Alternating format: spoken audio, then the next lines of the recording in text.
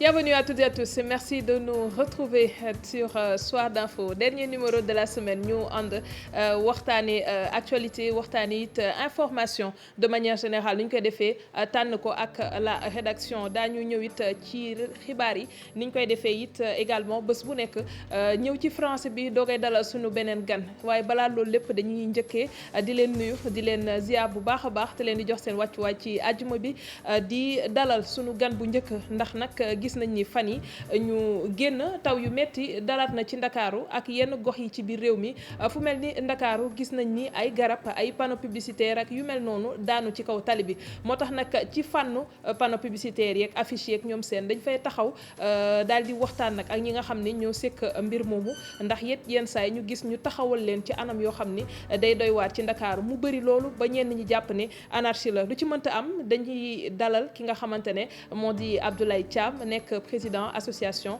professionnelle des régies publicitaires du Sénégal mu teew fii ci plateau bi daal di wax ak ñun ci li nga xam ne junj naa ko léegi monsieur Thiam dalal ak jàmm. maa ngi leen di nuyu suñu téléspectateurs yi di nuyu waa Sénégal waa Ndakaaru yëpp. très bien Cheikh Tidiane. waaw ajjuma bu jot nga teewaat fi. waaw gis nga noonu maa ngi lay ziar. waaw di la ziar soxna si di nuyu tamit les téléspectateurs de la télévision Futurs Médias comme ni ko defee d'habitude chaque vendredi. ma nekk fii pour jox leen li nga xamante ni moo di xibaar yi ci wàllu tàggat yaram mais aussi profiter du plateau pour waxtaan ñi nga xam ñoo di suñu invité. très bien dañ ci ñëw it ci kanam sport bi nu mu ko waxee ci ajjuma ji ci la bokk ñu am rendez-vous yi nga xamante ne rek ci week-end bi dina baax ñi nga xam dañoo bëgg football daal di ci bàyyi xel bu baax du ñàkk ci championnat bu nekk ni mu koy defee mu daal di ci dellu si ci ñaareelu pàcc bi dinañ dalal moo di Guiro nekk secrétaire général bu CNTS muy Confédération nationale des travailleurs du Sénégal mu nar a ñëw nag ci li nga xam ne mooy nomination magistrat bi di Amadou Lamine Dieng ci bopp IPRES ak coow li nga xam ne tey ñoom yëkkati nañ ko waa CNTS di wax ni ànduñu ci décret boobu nga xam ne président de la République jël na ko ngir tabb fa kookoy di Amadou Lamine Dieng dinañ ñëwit ci fànn boobu mu expliquer ñu rek na mbir yi tëddee foofee ca kër boobu noonu du ñàkk bu teewee fii ci ñaareelu pàcc bi ñu dellu suwaat si monsieur Thiam damay ñëw ci beneen fànn maa ngi koy wax sànq bi may commencé li nga xamante ne moo di taw yi dafa jur ay jéye ci biir réew mi waaye dañuy gis ay panneau it muy daanu ndax loolu ci defarin bi la wala lan moo ko jur si yow. waaw gannaaw ba mu la nuyuwaatee donc di confirmer li nga wax taw yi passé ngelaw bi passé ngelaw bu am doole la boo xamante ne am na ay support publicitaire yu bari yoo xamante ne laal na leen donc loolu bon mi ngi aaju ci fooraayu ngelaw bi ak puissance bi dafa violent trop ba tax na am na yenn suñuy support yoo xamante ne dafa daanu donc loolu moom ni mu amee yu daanu noonu la amulee yu daanuwul donc loolu ça dépend de l'angle porté bi nga xamante ne ngelaw gi moom la jël et par rapport ak disposition panneau bi donc ngelaw yi comme que ñëweewul ci benn sens ci beneen sens lay ñëwee wala sens bi wala sens bi tout dépend ci panneau bi ni ñu ko posé ak fu ñu ko posé ak ban type de panneau la soo xoolee am na ay panneaux yu mag a mag yoo xamante ne daanuwuñu parce que en fait ñooñu seen scellement donc day prévoir par rapport ak seen dimension yenn genre intempéries yi ne mel nii parce que ñooñu waruñoo daanu parce que suñu daanoo rek jéye lay am par contre am na yu ndaw yoo xamante ne ay 12 mètres carrés ki 18 mètres carrés yoo xamante ne jot nañu ngelaw gi jot na leen a daal loolu c'est par rapport à la portée du vent et son orientation. gis nañu it panneau yooyu noonu lu ci ëpp nu ñu leen di aménager ci biir dëkk bi yenn saay dafay toppalante ba day jaaxal ñu bëri bu fekkee automobiliste bi la biy dawal am na peut-être noo xam ni nu muy tegoo ci tali bi mun na ko distraire est-ce que loolu it amul loo xamante ne mooy réglementation bu ko tënk pour ñu xool ni ñuy taxawalee panneau yooyu. soxna si li nga wax ñun dañ koo yuuxu ba sonn c'est-à-dire que aujourd'hui li nga xamante ne moo am mooy ku jóg samp panneau comme ni ñu koy waxee samp. ñun nag en fait ay professionnels lañu et qui dit professionnel mooy loo xamante ne da nga see jàng yàgg si donc su fekkoon ne yombee na noonu je pense pas que ñi dem université di ko jàng. donc loolu benn la ñaar mooy panneau warta toppalante donc aujourd'hui à Dakar am na anarchie boo xamante ne bu jéggi dayu te li ko indi mooy ñàkk environnement juridique comme noo koy waxee ci wolof boo xamante ne dina tënk ñi nga xamante ne ñoo koy yor et di ci liggéey ak charte ya ñu leen di teg beneen bi mooy ci suñu réew man li may constaté mooy amul benn mairie wala conseil départemental wala conseil régional whatever en tout cas ñoo xamante ne ñoom la ñu dénk suñu espace pour ñu koy gérer ñoo xam nañ ne mën nañ ne lii mooy suñu mbëbët ci espace bii ñu dénk. donc aujourd'hui su fekkee ne mairie yi dañuy jël ay affaire u taxe pour di ko teg ci table bi moo tax panneaux yi di bari loolu du lay parce que aujourd'hui à Dakar autant les panneaux publicitaires jéggi na dayo autant parking yi jéggi na dayo autant kiosques yi qui sont des mobiliers urbains ñun woyoo ñu panneau c'est un mobilier urbain qui sont des mobiliers urbains jéggi na dayo donc ba tax na nit ñi amatuñu benn espace boo xamante ne distance réglementaire bi entre loolu réglé woon nañ ko parce que kiosque fu mu war a nekk ak panneau fu mu war a nekk bokkul parce que panneau dafa bëri façon donc dafa am panneau présignalisation am panneau publicitaire am panneau routier donc benn bu ci nekk ci lu ñu jàng bokk am na fu mu war a ne su ñu demee ba léegi buntu armée yi sax dañu fay teg panneau xam nga day problème day am donc ñooñu mooy wax ña koy teg sax xamuñu li ñuy def lan la buntu école da ngay gis panneau nekk fa buntu hôpital da ngay gis panneau nekk fa ah donc yooyu yëpp muy ay yoo xamante ne xëy na soit ñi yor maire yi xamuñu ko wala mbokk affaire bi pëcc xoola boo xamante ne lu waaye neex def. est-ce que du acte 3 de la décentralisation li ñu leen bàyyi ñu dévolure ci yenn ci seen i compétences moo tax tey ñu am ñoom it possibilité lu panneau yi gën a bëri xanaa koppar gi day gën a dugg wala du loolu. waaw acte 3 nag moo soo gisee li yëpp am ñoom moo yàq lépp parce que man miy wax ak yow donc toujours dans le cadre de association bi ñu nekk en 2014 avec la ville de Dakar. parce que les autorisations avant étaient gérées par la ville de Dakar bi ko ville de Dakar joxe yore. balaa ñu doon démarrer les projets de pavage on avait fait un check-up de ci sites yi nga xamante ni yëpp biir Ndakaaru moo mën a contenir panneau loolu def nañ ko jox ko waa DAU ba ñun ñëpp ñu d'accord ci. D'accord. donc maintenant li ci ne mooy boobu respecté nañ distance par exemple si je prends autoroute. man ba may commencé génne université ñëw di maa ngi njëkkee publicum di jàng. boobu il y a 20 ans autoroute distance réglementaire bi lotissement lañ ko doon wax 200 mètres la woon. D'accord. par panneau te panneau yooyu 200 mètres maa ngi koy gis ba léegi après bi ñu ñëwee ville de Dakar puisque dafa amoon ñoo xamante ne dañoo waroon élargir au secteur à certains nationaux on a réduit la distance à 100 mètres c'est la même chose li nga xam moom moo am VDN. mais bi ñu jógee 2014 ñëw ci acte 3 bi donc ñun 2014 on était à 1200 sites. yoo xamante ne Dakar moom la waroon contenir comme panneau. tey ñaata la. mënu ma koo lim. boo ko booleeg yu maire yi. mënu ma koo lim parce que 18 maires yi 19 commune d'arrondissement soo ko génnee Gorée 18 yi nekk fii kenn ku nekk su joxee 100 ñaata la du 1800. su fekkee c'est 1200 du jéggi dayo loolu mooy li am. donc ba tax na en fait aujourd'hui ñun ñi nga xamante ñoo nekk ci secteur bi benn on souffre parce que da ngay gis golo bu yor saagam ñu jox ko ay autorisation ñun on a une entreprise en bonne et due forme, on a 20 ans d'expérience, on a les diplômes qu'il faut, on a recruté des gens, on paye des salaires, on a des charges et ainsi de suite. Mais est-ce que loolu parfois mooy indi disons un petit peu les difficultés entre mairie ak yenn yi je veux citer un exemple le cas de Bougane Gueye Dany bi nga xamante ne amoon na problème ak Barthélémy Diaz. affaire xawoon ak justice si lu jëm ci wàllu panneau publicitaire yi. waaw man mii di wax ak yow man maa créé régie bi Bougane moom. donc loolu problème ak Barthélémy Diaz moom amul benn problème ak panneau donc. parce que Bougane bi muy am autorisation c'était bien avant 2009 Barth nekkul woon maire c'était à l'époque de Pape Diop la amoon autorisation teg ay panneaux te ba fii may wax ak yow ni panneaux yooyu lay utiliser te di ko fay normalement donc li ci ne mooy mairie yi bi ñu ñëwee donc professionnellement waroon nañu laajte lan moo fi ne. donc dagg nañu suñuy commune bu si nekk waroon nag xam su ñu demoon DAU dinañ gis sur le fichier je parle maa ngi wax ci contrôle waa DAU ñu nga moom. on a fait direction de l'aménagement urbain. de la ville de Dakar. ñu ngi le fichier boo xam ne mooy concentré chaque rue parce que ville bi tëddoowul noonu ci jaxasoo. dafa am des grandes artères am des voiries urbaines. am lii ak lële donc loolu yëpp ñi jël ko bu ci nekk ñu xam panneau fan la war a nekk ak ban dimension la war a nekk panneau yi nekk autoroute. warta mën a méngoo ak panneau yu nekk biir Sicap. parce que kon tuuti na tuuti waaye. mi ngo fii ay sucette ñoo fi nekk fii ay grand format ñoo fi nekk fii ay unipole ñoo fi nekk mais soo xoolee amul benn harmonisation ci format yi parce que ña koy def xamuñu ci dara. parce que gis nañ sa ba ci rond point yi aussi. waaw rond point yi ma wax la ci benn rond point c'est français. ñun école mosu ñoo jàng panneau ci rond point rond-point mais rond-point sax fii nii Sénégal préfet bu Dakar 2017 dafa tere woon ñu fay aménager. ba 2017 Badara Diop Diop def na ko. waaw terewul commune yi joxe ay autorisation fii may wax ak yow nii préfet Ndakaaru bii ci ne bi nga xamante ne ñi ngi déggoog moom ci kàddu parce que ñun li ñu bëgg moom la bëgg mooy maanaam dañoo décider 15 rond-points yi am biir Ndakaaru ñu yëkkati panneau yi. kenn du fa defati dara. déedéet mënuñu fay def dara parce que tey jii su fekkee ne en fait dañoo teg panneau ci rond-point autopont war a fa jaar autopont bi na mu fay jaaree. benn su fekkee ne diggu rond-point da nga fa def benn écran LED nit ki di dawal jóge fii génn fii. naka lay gisee. donc rond-point c'est français du pour panneau donc loolu moom day dañ côté maire du pour panneau. bu fa mairie amee panneau nag si rond-point boobu.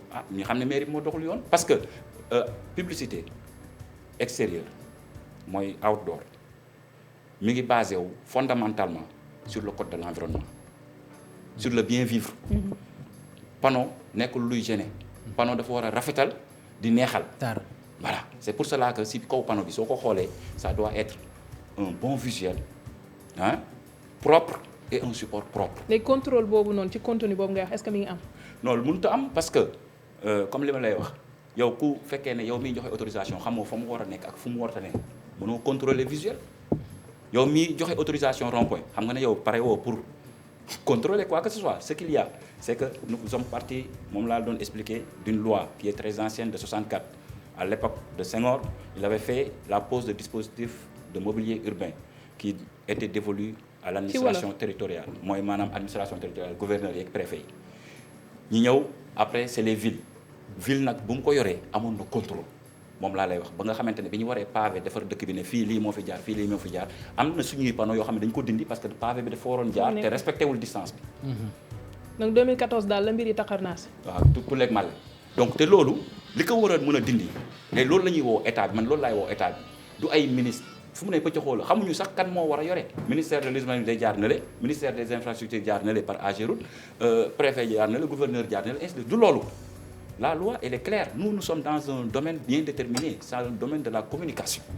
Et c'est le ministère de la Communication qui a en charge l'organisation communication par ñi teg un code de la publicité. code boobu am na. amul. te fu mu ne nii du ñun nous sommes pas ñun duñu état.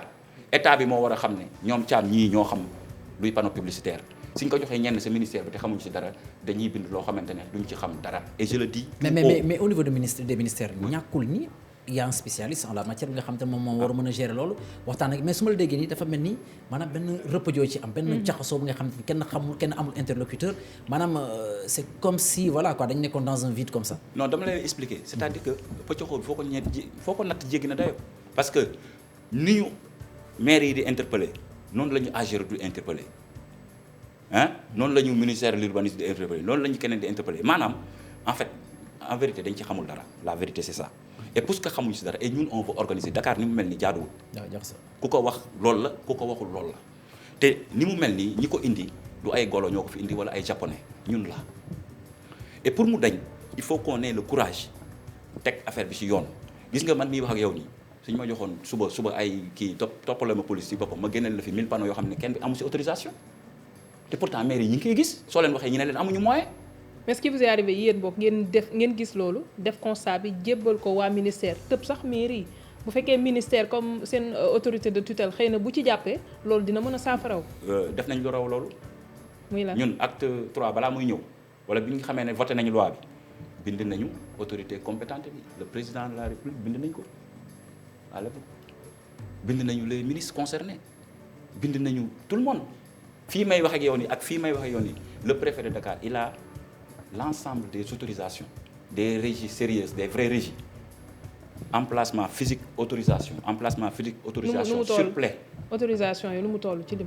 waaw ci ñi nga xamante ne ñooy régies yi ma xam man. waaw parce que réunion nañu moom il est dans de bonnes dispositions woo na maire yi woo nañu. woo na waa ministère yi ne leen lan moo fi am kenn ku si nekk la nga am na nga ko indi. ñun régie yi la ñu am yóbbu nañ ko te dama ko joxoon benn défi ne ko fii ba gannaaw suba maire yi lu ñu la indil autorisation parce que en leur sein ils ne maîtrisent pas leur espace. parce que y a pas des professionnels qui sont derrière de ça et je vous dis dans les ministères aussi je les défie bés bi ñu fi defoon code de la réglementation extérieure pëcc xoo bu rëy nga fi gis parce que xamuñu ko et je vous dis encore que lii métier la. man li may woo état bi ñun xam nañ ko parce que on l'a fait pour d'autres pays comme je vous l'ai dit soo ma waxoon les codes de la publicité de Côte d'Ivoire ma réciter la ko. bu Guinée ma réciter la ko bu Burkina ma gis ñun am nañ fa ay support. te ñu Sénégal laa kon mooy cuune moo tardé. non Sénégal cuunewul Sénégal c'est parce que dëkk la boo xamante ne nit ñi du ñu jël li nit man ñi koy jox.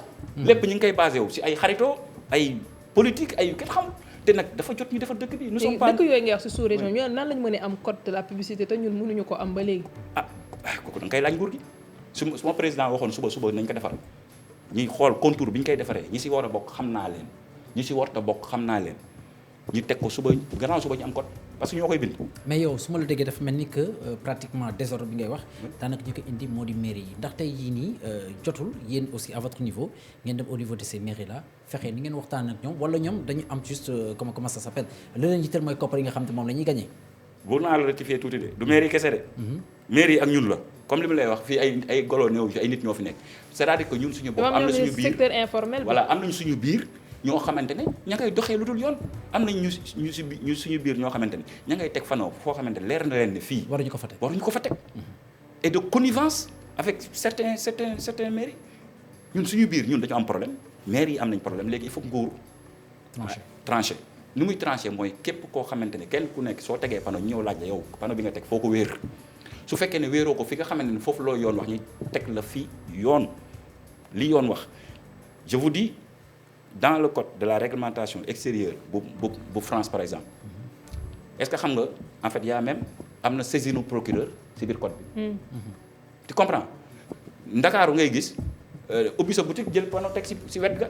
Ndakaaru ngay gis jël sa Orange cantine Orange Money xaw ma naka Money. teg noonu non Orange Money ou whatever en tout cas kiosque mobilier urbain la dégg nga donc yooyu yëpp c'est des choses. dañuy wax panneau c'est pas histoire de panneau. ça va au-delà lépp loo xamante ne lu nekk ci mbedd bi la. te taxaw mobilier la dañoo war a xam nu mu fa tëddee lan ndax am na autorisation kiosque du n'importe où la war a nekk. ba ci lépp li nekk ci mbedd bi en fait problème aménagement du territoire. organisation territoire. fii ay pour dox la fii pour oto la fii pour panneau la et ma jox la benn cas maa ngi ko doon wax keroog benn responsable à Giro. est-ce que xam nga dinañ tracer tali yi du ñu prévoir. fu panneau war a ne buus demal fi beneen ndax di nga fa gis buus d'incendie pour su amee lakk sapeur pompier di jëlee ndox donc yooyu ay problème la il faut que ñu teg ko ci table ñun nag lu ñu xam la jàng ko mën ko dégg nga donc suñ ñu woowee. pour rédaction code. non rédaction ak application moi je suis pour l'application. parce que application yi kat maa ngi doon wax sànq code bu 83 nga ne ma am na sax bu gën a yàgg. non c'est comme bu 83 bi ba léegi. amagul décret d'application non 83 état bi dafa xool ne budget yi di jóge extérieur su ñëwee ay agences françaises ñoo koy capter exécuter ko seen bopp pour ñu bañ a léser les agences locales ñu ne nañu créer benn tampon boo xamante ne ku capter ce budget. par exemple soo amee nekk agence extérieure il faut nga jaar par une agence locale. te loolu mooy yoon. et yéen ñii da leen di dal les gens ils achètent la télévision sans passer par une agence c'est pas normal en publicité. il y a toujours avoir benn intermédiaire ça peut être une régie de vente d'espace ça peut être une agence de communication qui gère un budget tu comprends. te code de la publicité boobu undul rek régie publicitaire yi day und agence de communication. ñaata agence parce que entité boo xamante ne mun na organiser wala encadrer liggéey boobu doon nga xamante ne moom ngay tudd ci lépp luy activité publicitaire. waaw loolu la ñu war a créer état bi loolu la war a woo ñoom Thiam ak Samba ak Demba ñi ko mën woo leen ne leen nañ ko defar. yaa ngi insister ci ñi ko mën. waaw xam nga lu tax ma ko mën parce que dañoo gaaw ci nomination politique. moi je parle d'un métier qui s'apprend à l'université. qui a une incidence sur la vie si dundu askan bi tey jii naara baytaali keroog bi bu muy taw je te dis que nelawuma et j'étais le seul gisuma police gisuma gendarmerie gisuma kenn man kese code. lan nga doon def.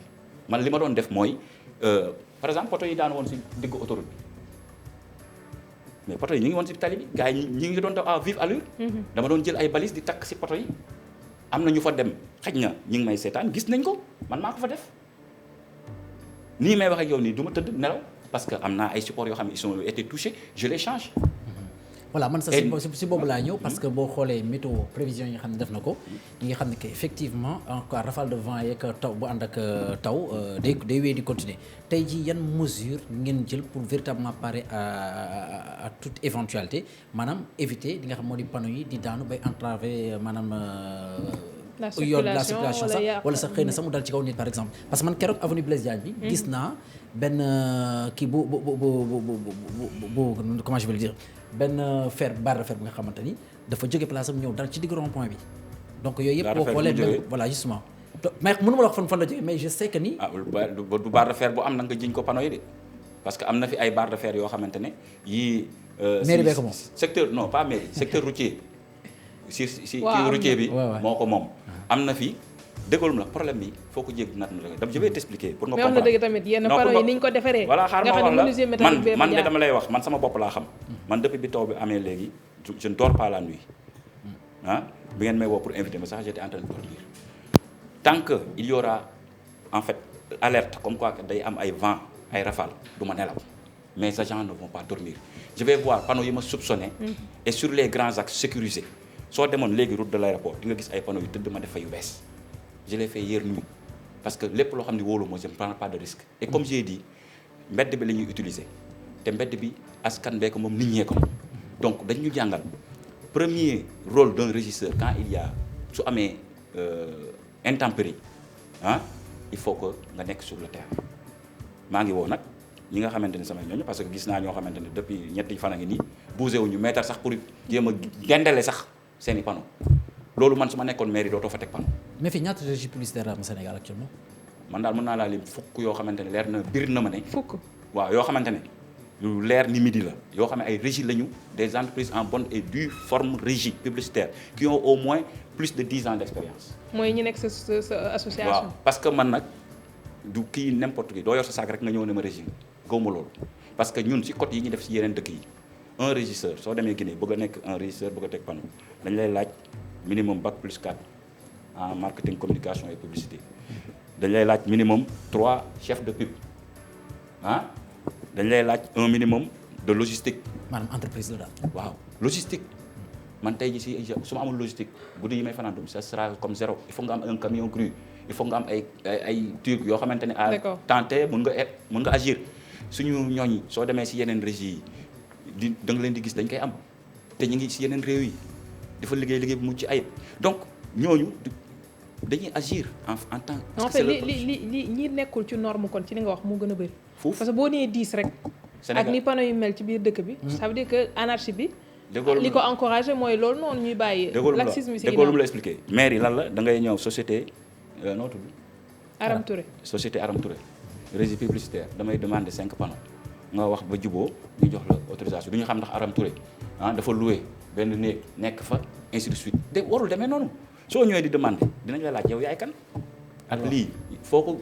ndax war a woo leen njëkkee yéen ñi sekk métier bi créer d'abord agrément nga xamante ne dina permettre nit ki balaa muy dugg sax nga xam ne dina am lu ngeen ko laaj. du leer balaa muy dugg ci métier bi ndax loolu it du ngeen xamante ci ngeen war a jëm. waaw dégg lim la xam nga Sénégal moo bëri pëcc li ngay wax nii man jàng naa ko école am na les agences de communication les régies publicitaires doivent être agréées par le ministère de l'information. loolu moo nekk ci loi bi ma lay wax.